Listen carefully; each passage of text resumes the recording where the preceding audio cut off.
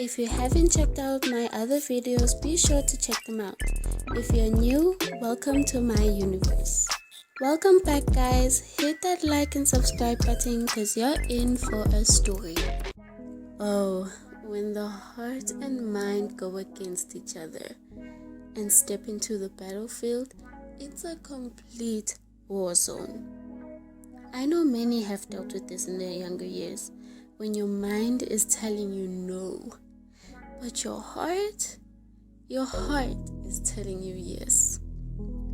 I remember my first heart and mind conflict, obviously involving a boy. It was in primary. I was in grade 4, 4th grade, young and not knowing better.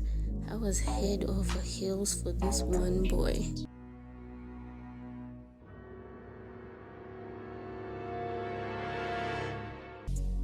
Let's call him, Aubrey?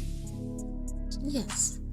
Now, Aubrey wasn't really the most popular guy, but I found him so interesting, so fascinating, that I had to be with him for the rest of my life.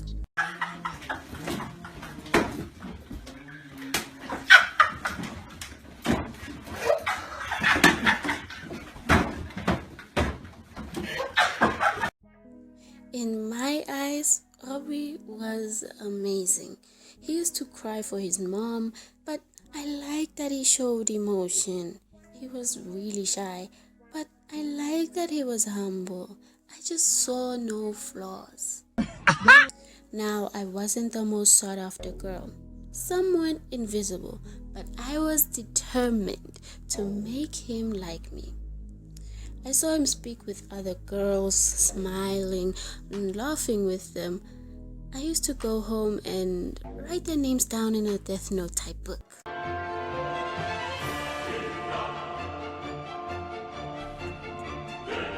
I was filled with jealousy.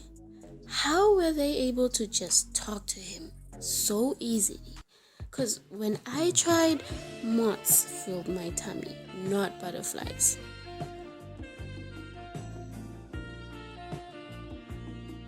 At the time, phones were an in thing. Only a few had phones, and I wasn't one of them. But Aubrey seemed to take interest in girls who had phones. I didn't know if he had one, but he just gave more attention to them. So I had the bright idea to tell him that I had a phone. When I was telling him, his best friend was there, and he seemed to think I was capping. Stop the cap. Stop the cap right now. Stop the cap. To prove him wrong, I told him I would bring it the next day. So that night, I went into spy mode, sneaking into my mom's room and taking her phone. It was an old phone, and she bought a new one. So in my head, I knew she wouldn't notice, she wouldn't mind. The plan was so simple. Take the phone to school, show Aubrey and his bestie, avoid getting caught because phones weren't allowed, and we would run off into the sunset, him and I, and live happily ever after. So the day came for me to show him. It was break time and we went to the lower grades playground out of sight from teachers. It legit looked like a drug deal was happening. I wonder how we did not get caught. So I pulled out my phone and... Hey y'all, come look at this.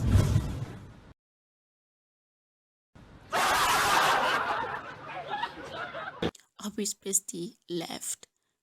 Because I pulled out a Samsung flip phone. At the time, I felt it was the phone. Aubrey asked me if it worked, and I showed him it did.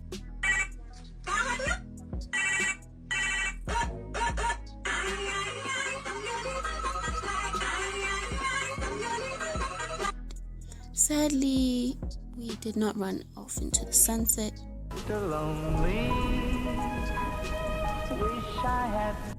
He said it was cool and we went our separate ways.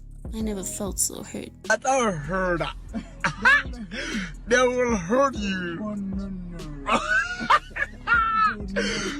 But in light of it all, he knew my name. So that was totally a win. In that precious Corona.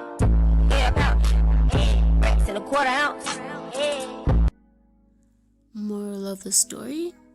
Be real. If you don't have a Samsung flip phone, then you don't. And that's okay. Live for you and not for other people. From our light to yours. Goodbye.